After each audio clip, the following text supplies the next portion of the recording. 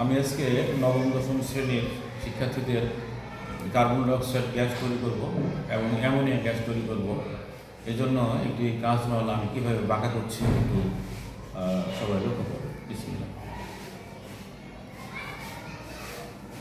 কাঁচ নল বাঁকা করছি আমি স্পিরিট ল্যাম্প দিয়ে করতে হবে। স্পিরিট ল্যাম্প দিয়ে না করলে সমস্যা হবে যে কালি পড়বে। এই কালি পড়লে কাঁচ নলের তাপ কম লাগবে। সেক্ষেত্রে এইভাবে দিয়ে তাপ দিয়ে গোটা নলটা একটু ঘুরিয়ে পেঁচিয়ে সমভাবে তাপটা হওয়ার পর এক জায়গায় স্থির দিয়ে এইভাবে ধরে সমকোণে বাঁকানো।